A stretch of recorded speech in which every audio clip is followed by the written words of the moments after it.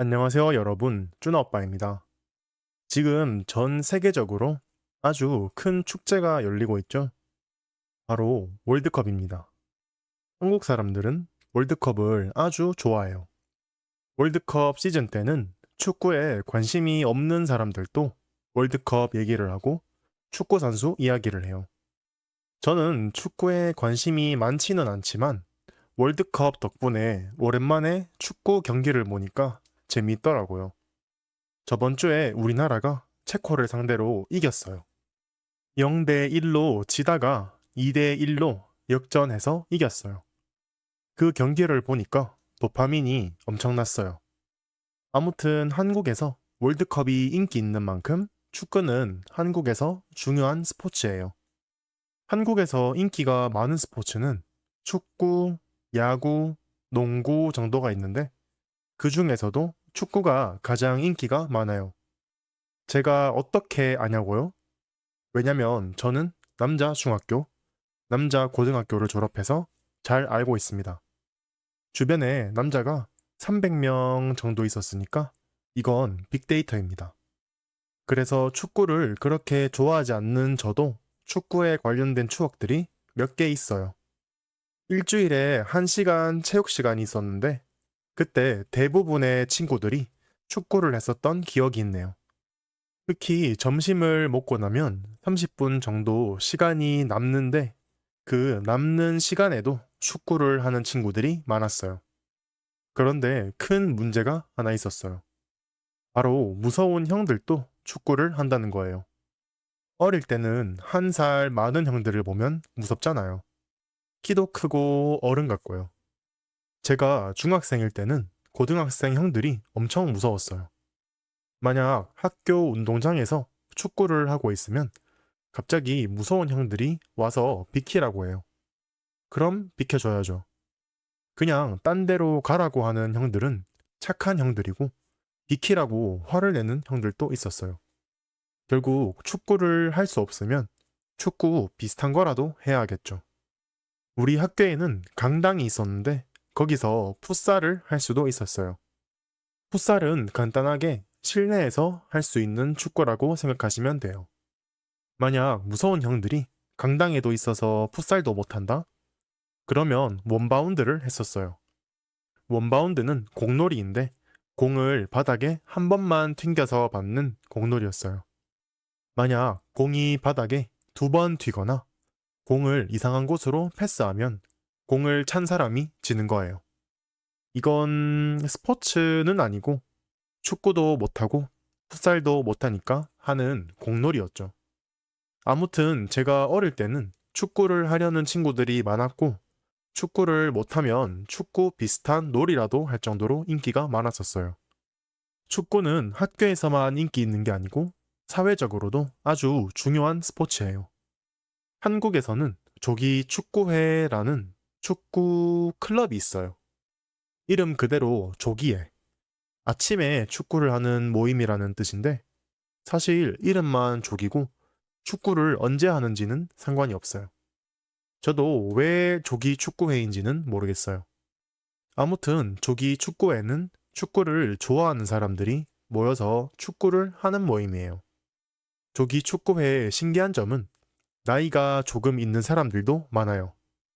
축구는 힘든 스포츠니까 당연히 젊은 사람들이 많을 거라고 생각하지만 그렇지는 않습니다. 30대도 많고 40대도 많고 심지어 50대도 있습니다. 재미있게도 조기 축구회에서 보통 나이가 많은 사람은 상대적으로 덜 뛰어도 되는 포지션을 해요. 사실 당연한 거죠. 나이가 많으면 걷는 것도 힘들잖아요. 그럼 당연히 젊은 사람들은 계속 뛰어야 하는 힘든 포지션을 합니다. 예를 들면 미드필더, 윙어가 있겠네요. 결국은 취미로 축구를 하는 사람들의 모임이라서 규모가 크지 않다고 생각할 수 있지만 2010년 초반에는 회원수가 50만 명이나 있을 정도로 크다고 해요. 지금은 50만 명보다 더 많겠죠? 한국인의 축구 사랑은 이걸로 끝나지 않고 심지어 회사에서도 존재합니다. 바로 현대3가예요. 여러분들 다들 현대 아시죠? 차를 만드는 한국 기업 현대요. 이 현대는 엄청나게 큰 기업이에요. 그러면 당연히 현대에서 일하는 사람들도 엄청 많겠죠. 그렇게 현대에서 일하는 사람들이 회사에서 축구 동호회를 만들었고, 이 동호회는 사람이 점점 늘어나다가 지금은 4천 명이나 됐어요. 그리고 현대쓰리가라는 이름은 독일의 축구 리그인 분데스리가에서 나온 겁니다. 재밌죠? 신기한 사실이 하나 있는데 현대쓰리가에는 4천 명이나 있고 팀이 200개나 있어요. 그리고 2년마다 토너먼트식으로 대회도 열어요. 현대쓰리가에는 사람도 많고 팀도 너무 많아서 프로리그처럼 1부 리그, 2부 리그도 있어요. 심지어는 상금도 있다고 해요. 이길 때마다 30만 원을 받을 수 있고 우승하면 우승 상금도 있죠. 사람이 이렇게나 많으니까 당연히 경기장의 시설도 좋고 심지어는 국제 심판 자격증이 있는 사람들만 심판을 할 수 있다고 해요. 이 현대쓰리가에는 이 자격증이 있는 심판들만 10명이 있대요. 사실 이 정도 규모면 작은 리그보다는 스케일이 더 클 수도 있어요.